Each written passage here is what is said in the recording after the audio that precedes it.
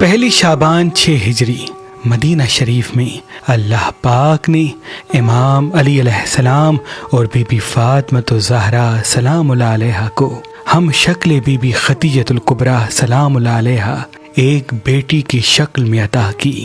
جیسے ہی شہزادی کو حضور محمد مصطفیٰ صلی اللہ علیہ وآلہ وسلم کی گود میں دیا گیا، آپ نے شہزادی کا چہرہ دیکھا تو زار و قطار رونے لگے۔ آپ نے شہزادی کی کلائیوں کو چوما اور پیشانی کو چوم کے فرمایا، یہ میری نواسی ام المصائب ہے، یعنی مصائب کی ماں۔ اس میری نواسی کو اس کے باپ علی کی دشمنی کی وجہ سے قیدی کیا جائے گا، پتھر مارے جائیں گے، اور یہ قدم قدم پہ اپنے باپ کی شان بیان کرتی رہے گی۔ پھر آپ نے فرمایا، میں اس شہزادی کا نام زینب رکھتا ہوں، یعنی باپ کی زینت۔ جیسے ہی رسول اللہ نے یہ فرمایا، امام علی اور بی بی سیدہ فاطمۃ الزہرا سلام اللہ علیہا رونے لگے، اور یوں سب پنجتن پاک بی بی زینب سے بے انتہا محبت کرنے لگے۔ بس حضور کی رحلت کے بعد سادات پہ غربت کے ایام آ گئے۔ بی بی زینب بڑی ہوتی جاتی ہے اور پنجتن پاک ایک ایک کر کے شہید ہوتے جاتے ہیں۔ رسول اللہ کی رحلت کے بعد آپ کی ماں فاطمۃ الزہرا سلام اللہ علیہا کو شہید کیا جاتا ہے۔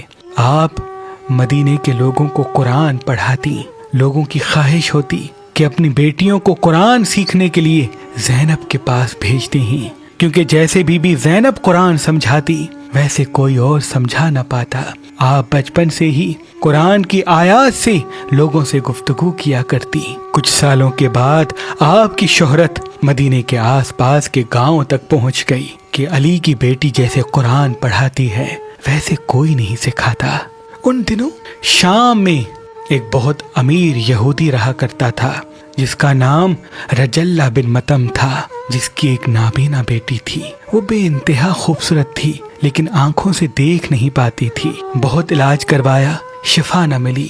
لوگوں نے کہا، ہم نے مدینے والے سادات کے معجزے سنے ہیں، تیری بیٹی کو کوئی معجزہ ہی ٹھیک کر سکتا ہے، جا شاید مدینے سے تجھے شفا ملے۔ وہ اپنی بیٹی کو لے کے شام سے مدینے آتا ہے اور لوگوں سے پوچھتے پوچھتے سلیمان ابن عبد الرحمن کی خدمت میں حاضر ہوتا ہے اور کہتا ہے، میں شام سے آیا ہوں، میری بیٹی دیکھتی نہیں، سنا ہے کہ مدینے میں اکثر معجزات ہوتے رہتے ہیں۔ جیسے ہی معجزے کا لفظ سنا تو وہ کہتا ہے، اگر کسی معجزے کی تلاش میں مدینے آئے ہو تو جاؤ علی کے پاس، اس زمین پہ اس سے بڑا حکیم کوئی نہیں، وہی تیری بیٹی کو شفا دے گا۔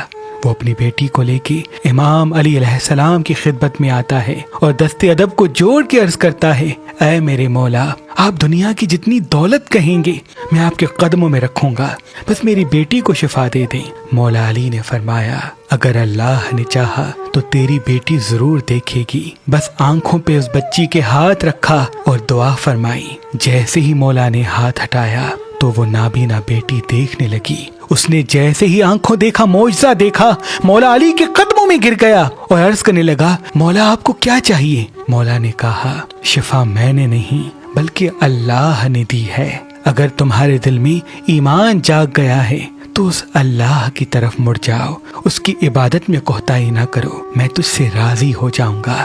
وہ اسی وقت مسلمان ہو جاتا ہے اور مولا علی پھر اس کا نام عبداللہ رکھتے ہیں۔ بس وہ مسلمان ہونے کے بعد واپس شام کی طرف جا رہا ہوتا ہے، اتنی دیر میں اس کی بیٹی ہند کہتی ہے، اے میرے بابا، میں چاہتی ہوں کہ میں اپنے مولا کے گھر میں کچھ دن خادمہ بن کے رہوں، مولا کے بچوں کی خدمت کروں، ان سے دین کی تعلیم حاصل کروں۔ اس کا بابا خوش ہوتا ہے اور اپنی بیٹی ہند کو مولا علی کی کنیزی میں دیتا ہے۔ مولا علی اس شہزادی ہند کو بی بی زینب کے پاس لے کے آتے ہیں اور کہتے ہیں، اے زینب، یہ شام سے آئی ہے، اس کو اپنے ساتھ رکھو، دین کی تعلیم دو، یہ تمہاری خدمت کرے گی۔ ہند شہزادی زینب کے قدم چومتی ہے اور یوں ان سے قرآن سیکھتی ہے۔ کچھ سالوں کے بعد جب ہند کی عمر بلوغیت تک پہنچتی ہے، امام علی علیہ السلام عبداللہ کے پاس پیغام بھجواتے ہیں کہ وہ آئے اور اپنی بیٹی کو واپس لے کے جائے۔ جناب عبداللہ آتے ہیں اور اپنی بیٹی کو واپس شام لے کے جاتے ہیں۔ جیسے ہی ہند شام پہنچی تو ہند کا اخلاق اور علم دیکھ کر दुनिया हैरान हो जाती है। खूबसूरत तो वो पहले से ही थी, अब वो एक आलमा बन के हर किसी को अपनी तरफ मुतवज्जह करती थी। ये बात शाम के महल तक पहुंचती है और यूं यजीद की शादी हिंद से करवाई जाती है। बस दौर गुजरने लगता है, सादात पर जुल्म के पहाड़ गिर जाते हैं, यहाँ तक कि इमाम हुसैन अलैहिस्सलाम को 10 मुहर्रम 61 हिजरी में करबला के मैदान में भूखा प्यासा करके शहीद कर दिया जाता है। आले रसूल की मस्तूरात को कैदी बनाया जाता है और कूफा और शाम से होते हुए जैसे ही बीबी ज़ैनब और उम्मे कुलसूम पत्थर खाती खाती यजीद के महल के पहले दरवाजे तक पहुंचती हैं, उस वक्त महल में यजीद ने अपनी जीत का जश्न रखा होता है। पूरी दुनिया से मेहमानों को बुलाया होता है। यजीद के महल में यजीद की बीवियां, बच्चे भी उस दावत में मौजूद होते हैं। यजीद की बीवी हिंद की एक कनीज होती है जिसका नाम आमना इब्ने हमजा होता है। उसको जैसे ही मालूम होता है कि ये कैदी मदीने के हैं, वो फौरन हिंद के पास आती है और कहती है, आज महल में जो कैदी आ रहे हैं वो मदीने से आए हैं, बड़े बेबस और गरीब से लगते हैं, सब उसका तमाशा देख रहे हैं।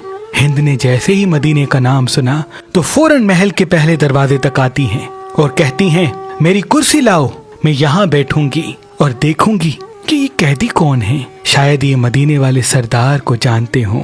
बस जैसे ही अपनी कुर्सी पे हिंद बैठी, बीबी ज़ैनब ने दूर से देखा और उम्मे कुलसूम से कहा, ऐ मेरी बहन, देखो कुर्सी पे कौन बैठी हुई है। बीबी उम्मे कुलसूम रो के कहती है, ऐ मेरी बहन, जब से मेरे भाई अब्बास शहीद हुए हैं मुझे दूर की चीजें नजर नहीं आती। बीबी ज़ैनब रो के फरमाती है, ये हमारी कनीज हिंद है जिसको हमने कुरान सिखाया था। बीबी उम्मे कुलसूम ज़ारो कतार रोती है और फरमाती है, ऐ मेरी बहन ज़ैनब, इस गुर्बत के आलम में अपनी कनीज से कैसे मिले। बस दोनों शहजादियां अपने सर को नीचे करके खड़ी ही थीं। इतनी देर में हिंद करीब आती है और बीबी ज़ैनब से हम कलाम होती है। कहती है, मैंने सुना है तुम मदीने से आई हो, क्या तुम मदीने के सरदारों को जानती हो। बीबी ज़ैनब फरमाती है, कौन से मदीने के सरदार। हिंद कहती है, अली का खानदान, अली के बच्चों का खानदान, मेरे मौला हुसैन और उनके बच्चों का खानदान। हिंद कहती है, ऐ कैदी औरत, मुझे बताओ अब्बास कैसे हैं, अकबर कैसे हैं, मेरे मौला हुसैन कैसे हैं।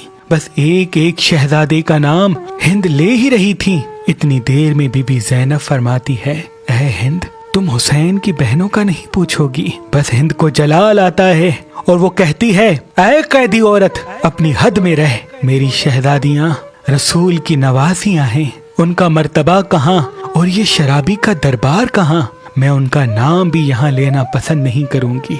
बीबी ज़ैनब ने अपने बालों को हटाया और हिंद के चेहरे को देखा और फरमाया, वो जो यजीद के सामने सर रखा है ये तेरे आका हुसैन का सर है, और ये जो नेज़ों पे सर तुम देख रही हो इनमें से आगे वाला सर अकबर का है, उसके पीछे कासिम का है, और ये 6 माह के बच्चे का सर असगर का है, और वहाँ देखो घोड़े के बालों के साथ तेरे आका अब्बास का सर बनता है। ऐ हिंद पहचान, मैं ही वो ज़ैनब हूँ जिसने तुम्हें कुरान पढ़ाया था। बस जैसे ही हिंद ने ये मंजर देखा वो अपने सर से चादर को खींच लेती है और जोर जोर से रोती है और कहती है, कयामत आ गई, आले मोहम्मद पे इतना बड़ा जुल्म हो गया। वो दौड़ के यजीद के पास आती है और कहती है, ऐ यजीद, तूने ये क्या किया।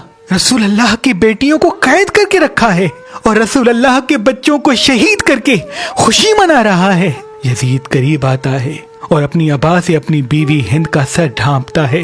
हिंद कहती है, मेरे सर पे चादर न देखकर तेरी गैरत जाग गई। ऐ यजीद, वहाँ रसूल अल्लाह की बेटियां बेपर्दा खड़ी हैं। ये वो खानदान है जिसने हमें पर्दा सिखाया, जिसने हमें कुरान पढ़ाया। बता, क्या तूने वाकई हुसैन की शहादत का हुक्म दिया था। यजीद कहता है, हाँ, हुक्म तो दिया था, लेकिन उबैदुल्लाह ने जल्दबाजी से काम लिया। बस हिंद ये कह के बीबी ज़ैनब की खिदमत में वापस आती है और कहती है, ऐ मेरी आकाज़ादी, मैं भी आपके साथ असीर बनूंगी। बीबी ज़ैनब फरमाती है, ऐ हिंद, जा, तू वापस अपने महल चली जा। अल्लाह ने तुझे वो मर्तबा दिया है जो फ़िरौन के महल में बीबी आसिया को दिया था। بس اپنے بچوں کی ایسی پرورش کر کہ وہ آل رسول سے محبت کریں۔ پھر آپ فرماتی ہیں چلی جا، تیرا شوہر بڑا ظالم ہے، جب وہ رسول اللہ کے خاندان پہ رحم نہیں کرتا تو تجھ پہ کیا کرے گا۔ بس بی بی زینب کے حکم کے بعد ہند روتے روتے واپس محل چلی جاتی ہے اور اپنے بچوں کو اہل بیت کا شان بتاتی ہے۔ اور یہی وجہ تھی جب یزید کے مرنے کے بعد یزید کے تخت پہ یزید کا بیٹا معاویہ بن یزید بیٹھا تو وہ خطبے میں کہنے لگا کہ میں یزید کا جانشین نہیں بنوں گا، یزید کے تخت پہ نہیں بیٹھوں گا، کیونکہ اس تخت پہ رسول اللہ کے نواسے کا خون لگا ہوا ہے۔